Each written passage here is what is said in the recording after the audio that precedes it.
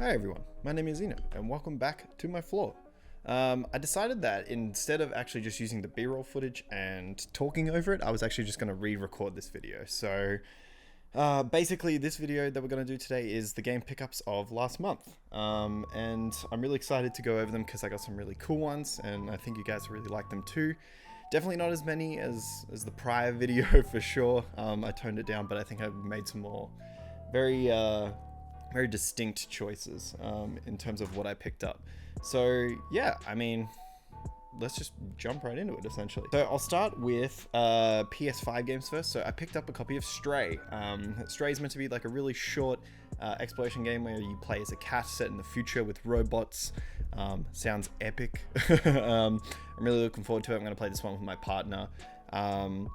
We saw this like a while ago when they were showing it off, and it's an Annapurna game, so you already know it's going to be absolutely goated. So we're probably going to play this one very soon. I'm really looking forward to playing it. I hear it's excellent.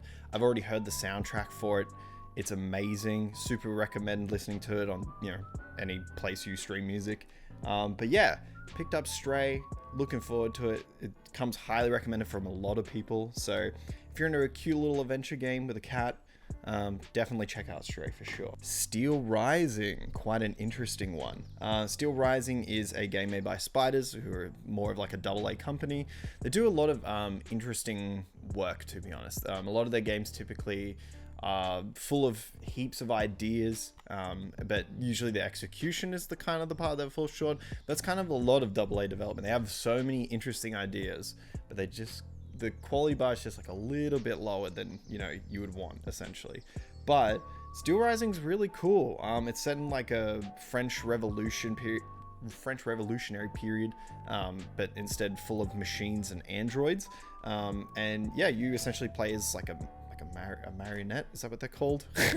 I think a dancer, and you're like a robot dancer, and you've got a bunch of weapons and tools you can use, the coolest one being the fans. Man, the fans have such a cool design. It was the weapon that I started with, but it is a Souls-like. I know, incredible. There's a lot of them these days, but this one, the setting is really cool. It's really interesting, and there's a specific mechanic that I've like really fallen in love with in the game.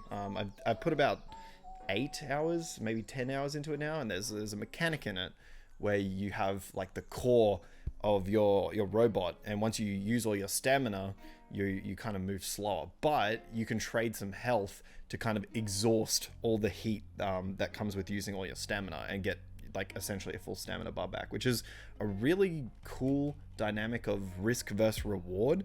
And not many games have sort of done that in the Soul series, and it's a really interesting trade-off. But yeah, so far I'm really enjoying it.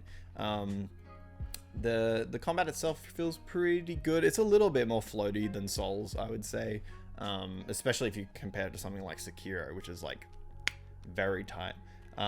But it's still really good. I would definitely recommend it if you are a Souls fan. I think it's really well worth a look for sure.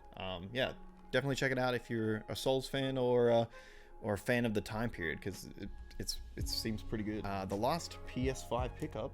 Nope, that's a straight lie. Second last pickup, Sifu Vengeance Edition. It's essentially John Wick, but if he died in combat, he gets older.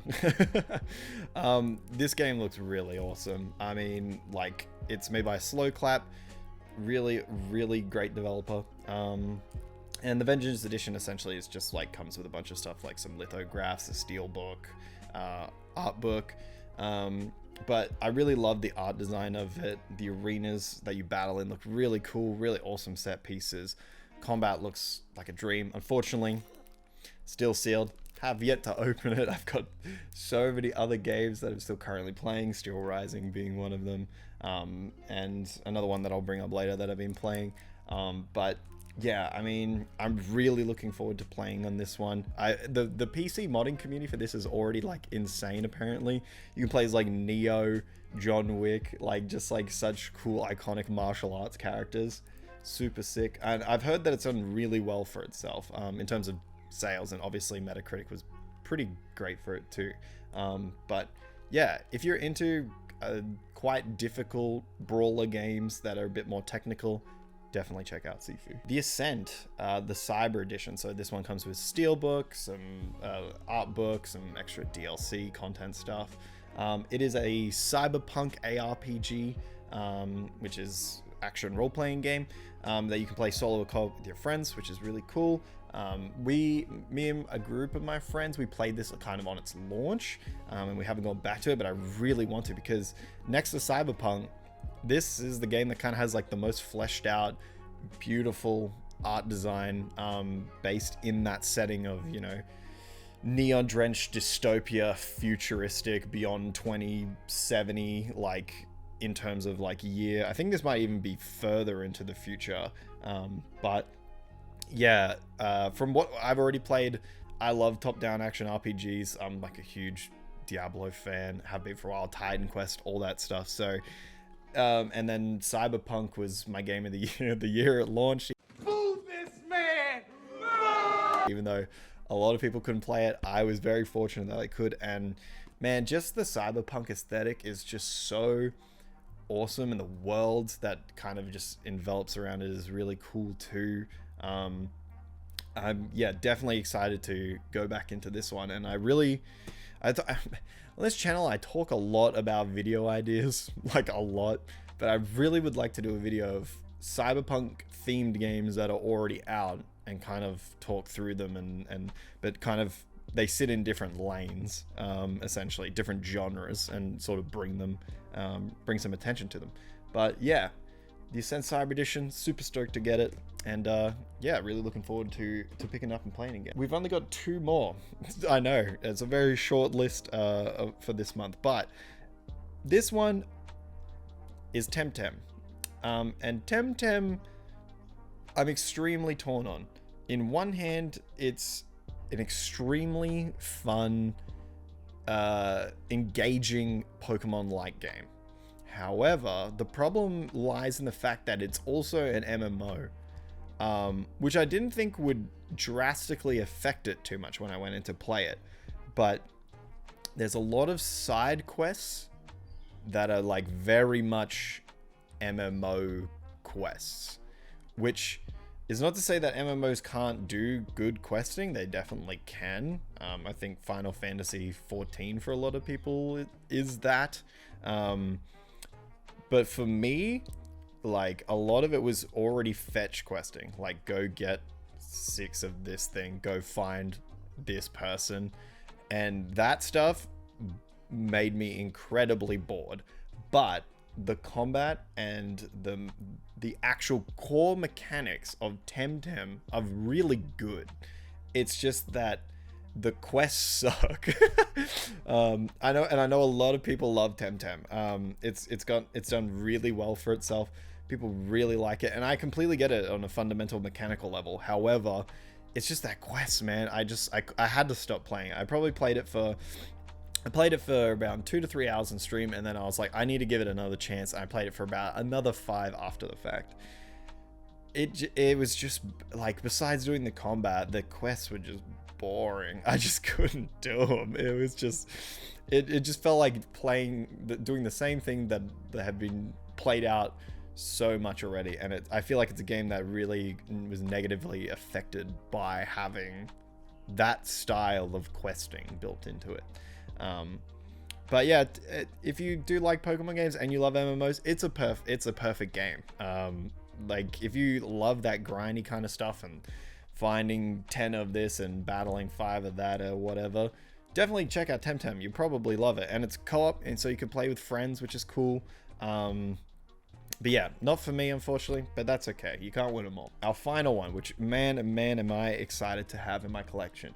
Streets of Rage 4, the limited run edition. So growing up, I was a really big Streets of Rage fan.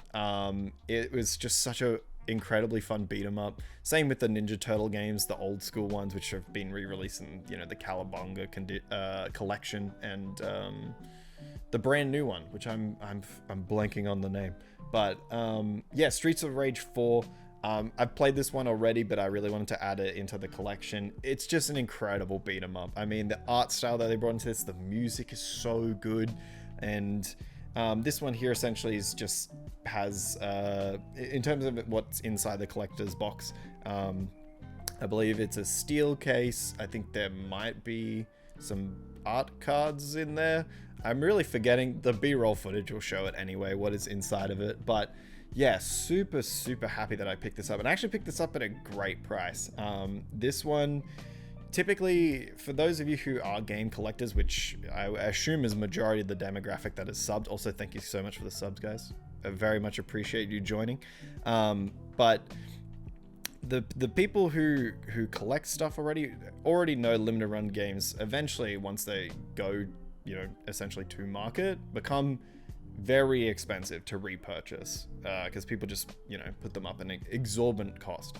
But this I got for a great price. I think I got this for 60 Australian dollars, which is insane, by the way, because that's just like the normal cost of a video game. And yeah, if you're not really in the collecting scene and you're wondering, you're like, that's just kind of the normal cost of a game, not collector's items. Collector's items definitely go for way more than just the standard price of a game. So getting that for 60 was a really great deal, and I'm super happy to get it. But I mean, yeah, that was it for last month. Yeah, really short, really sweet, but really amazing games all around. I'm really excited to crack into the Ascent again and definitely try out Sifu. Those are kind of my most anticipated to play through. But yeah, that's pretty much it for the video. Anyway, thank you guys so much for watching. I'll see you in the next one. Peace.